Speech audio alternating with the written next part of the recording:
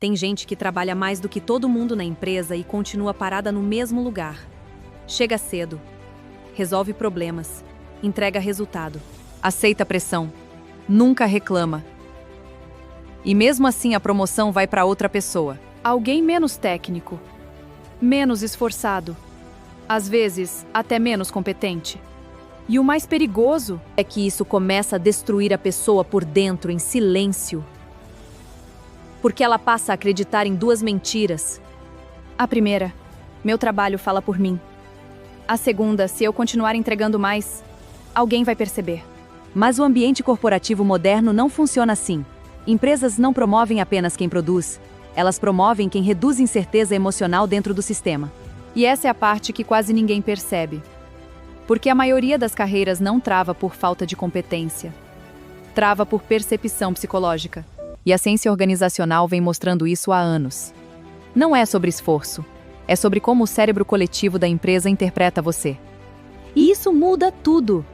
Existe um comportamento muito comum em profissionais altamente competentes. Eles acreditam que valor é algo objetivo, como se performance fosse matemática. Eles pensam da seguinte forma: se eu entrego mais, eu deveria crescer mais.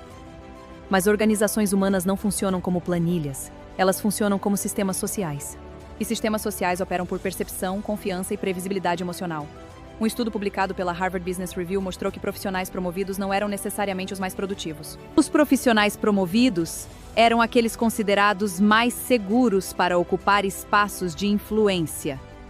Olhe para essa frase com atenção.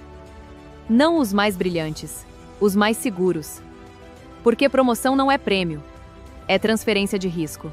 Toda vez que alguém sobe de posição, a empresa está dizendo: eu confio que essa pessoa não vai gerar caos. E aqui nasce um problema silencioso.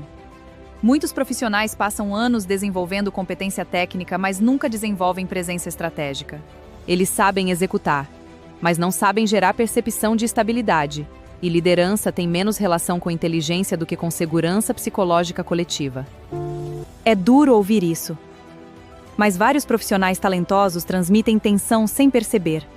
Precisam provar valor o tempo inteiro. Falam demais. Tentam parecer indispensáveis, defendem excessivamente suas ideias, transformam competência em ansiedade performática, e empresas percebem isso, mesmo sem verbalizar. Existe um conceito muito estudado na psicologia organizacional chamado status signal, ou sinais invisíveis, que fazem grupos humanos decidirem quem merece autoridade. E esses sinais raramente são técnicos, são emocionais. O cérebro humano avalia liderança através de micropercepções. Quem mantém calma sob pressão, quem reduz conflito. Quem transmite clareza. Quem não reage emocionalmente ao ego dos outros.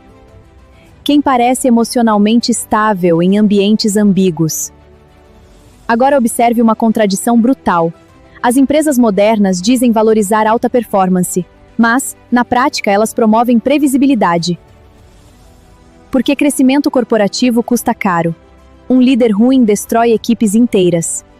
Um gestor emocionalmente instável aumenta turnover, conflito, absenteísmo e perda de produtividade. A Gallup estimou que lideranças ruins custam bilhões de dólares por ano em desengajamento. Bilhões! Então, o cérebro organizacional começa a procurar uma coisa específica. Quem consegue sustentar pressão sem contaminar o ambiente? E isso muda completamente o jogo. Porque, às vezes, o profissional mais promovível da sala não é o mais brilhante. É o que gera menos desgaste emocional coletivo. A cultura corporativa criou uma armadilha psicológica perigosa. Ela convenceu profissionais de que ser útil é a mesma coisa que ser estratégico. Não é. Pessoas excessivamente operacionais raramente são vistas como líderes, porque o sistema começa a associá-las à execução, não à direção. E isso dói. Porque muitos profissionais viram reféns da própria eficiência. Resolvem tudo, apagam incêndios, aceitam sobrecarga, viram essenciais. Mas existe uma perversidade nisso. Quando uma empresa sente que você sustenta uma operação inteira, ela passa a ter medo de mover você.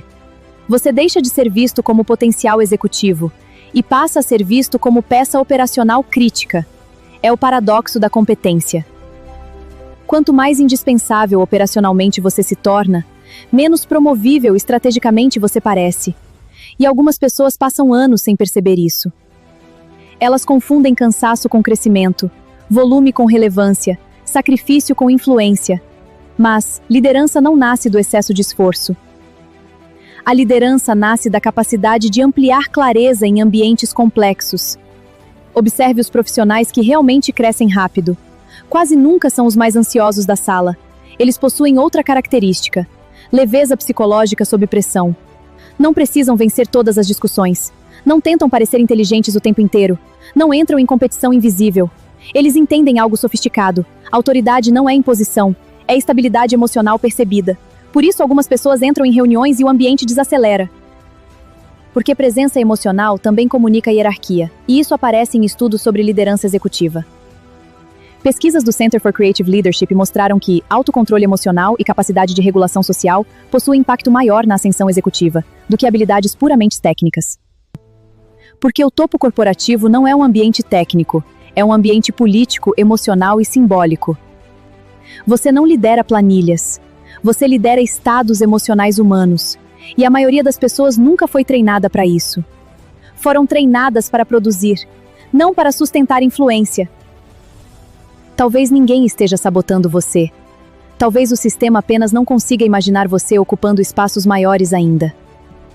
E isso não significa que você não seja capaz. Significa que sua imagem psicológica dentro da empresa ficou presa em um papel específico. Você é visto como o resolvedor, o técnico confiável, o operacionalizador. E sensos comuns são difíceis de quebrar, principalmente em culturas corporativas rígidas. Por isso, algumas promoções parecem injustas. Porque não são decididas apenas por mérito, são decididas por narrativa coletiva. As pessoas sobem na hierarquia organizacional quando o ambiente começa a enxergá-las como alguém capaz de sustentar influência. E influência não nasce apenas do que você faz, nasce do que sua presença faz com os outros. No fim, a maioria das carreiras não morre por falta de talento. Morre por excesso de invisibilidade emocional. Pessoas brilhantes passam anos tentando provar valor quando deveriam estar construindo percepção de direção. Porque empresas não promovem apenas esforço. Promovem confiança simbólica. Promovem quem parece capaz de carregar tensão sem espalhar medo. Quem consegue entrar no caos sem virar parte dele. E talvez essa seja a verdade mais desconfortável da alta performance moderna. Você pode estar trabalhando duro demais para continuar sendo visto apenas como alguém que apenas trabalha duro. Enquanto liderança verdadeira começa exatamente no momento em que sua presença passa a organizar emocionalmente o ambiente. Porque o topo nunca pertenceu apenas aos mais competentes. Pertence aos que conseguem sustentar clareza quando todos os outros começam a perder o centro. Se esta reflexão mudou a forma como você enxerga a sua carreira, talvez ela também possa mudar a de outra pessoa.